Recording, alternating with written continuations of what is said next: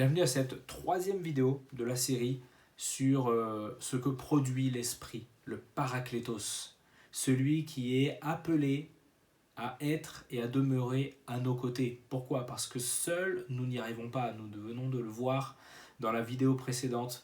La chair est là, finalement la chair a une puissance qui vient nous rendre faibles par nous-mêmes.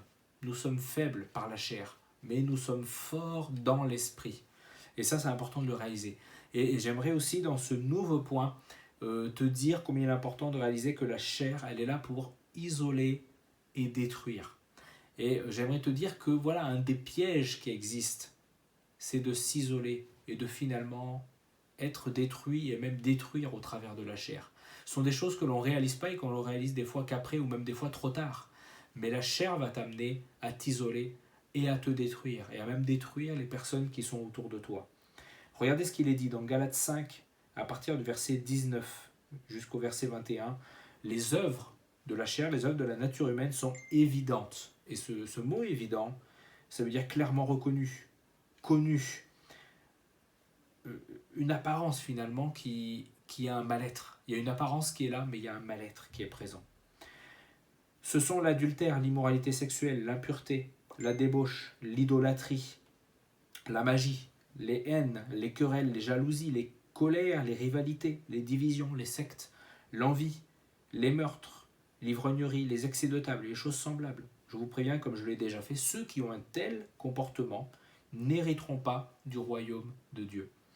Et j'aimerais te dire cela, effectivement, que toutes ces choses-là, lorsque l'on réalise, tout ce qui est indiqué, l'immoralité sexuelle, l'impureté, la débauche, l'idolâtrie, la magie, les querelles, l'envie, les excès de table, tout cela finit par isoler. Alors, lorsqu'on prend les haines, la haine, on peut dire tout ce que l'on veut sur la haine isole deux personnes, alors que Dieu recherche l'amour.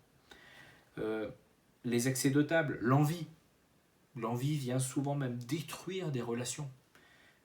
L'adultère, l'immoralité sexuelle, ces choses-là viennent détruire non seulement des fois des relations, mais viennent se détruire soi-même. Il est prouvé que tout ce qui est lié au sexe, je l'ai moi-même vécu en étant vraiment attaché et addict à la pornographie, toutes ces choses-là viennent détruire et viennent détruire à l'intérieur. Ce sont des addictions que l'on a et qui même ne s'arrêtent jamais. Et ça, c'est important de réaliser que toutes ces choses-là sont là pour nous isoler. Je sais que voilà, pendant ces temps, je prenais du plaisir, c'était du plaisir solitaire, et dans lequel finalement je m'isolais du reste. Et même après, lorsque à l'époque même j'allais à l'église, même, peut-être que je vais choquer, même à l'époque je prêchais même aux jeunes, ce sont des choses qui m'isolaient finalement. Et j'avais besoin d'être changé totalement. Et toutes ces choses-là, tout ce qui est indiqué amène à être isolé et à diviser, à détruire. Regardez aussi ce qu'il va dire dans Galates 5 toujours et verset 15. Mais si vous mordez les uns les autres, si vous dévorez les uns les autres, attention, vous finirez par vous détruire les uns les autres. Il parle encore des œuvres de la chair. Et littéralement, mordre, ça veut dire blesser. Et c'est vraiment dans la notion d'animal sauvage en fait. Ce que fait un animal sauvage. J'ai vu aujourd'hui mon chat aller chasser un oiseau qui du coup était dans la maison, mais je vous assure que il était inarrêtable. Il fallait le prendre, à chaque fois qu'on le posait par terre, il allait rechercher l'oiseau là où il était. Mais voilà, c'est ça finalement. Il vient blesser. Là aussi, ça nous parle des critiques, critiquer. L'image de dévorer, vous dévorer, ça veut dire finalement manger quelque chose, gaspiller quelque chose finalement. Des fois, on gaspille du temps.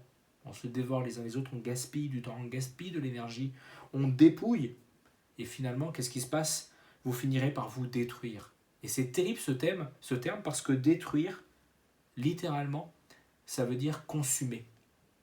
Et on est dans une période où on rentre dans l'été, et là aussi, pour bien imaginer ce que ça représente, j'ai pu faire un barbecue, et puis je me rappelle vraiment des barbecues, et l'image que l'on a, c'est ça, c'est prenez plusieurs bouts de charbon qui sont là, ils se consument, et à la fin, qu'est-ce qui reste? Plus rien. Que de la poudre, que de la cendre.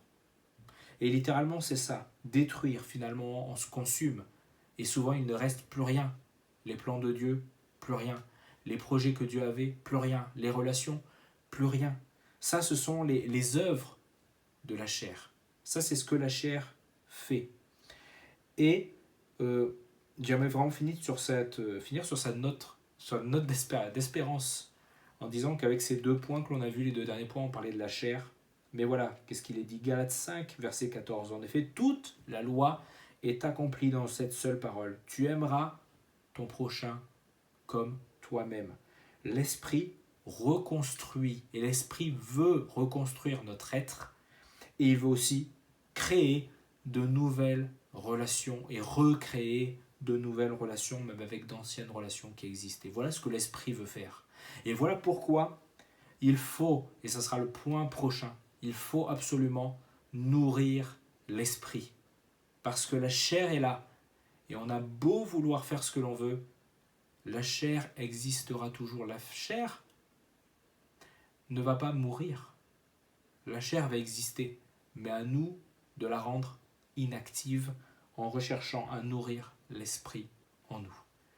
Donc sois béni et je t'invite vraiment à partager autour de toi, à liker la vidéo, à pouvoir même t'abonner à la chaîne YouTube, à vraiment faire passer. C'est important dans le sens où plusieurs personnes peuvent être transformées par ce message, je le crois. Sois béni.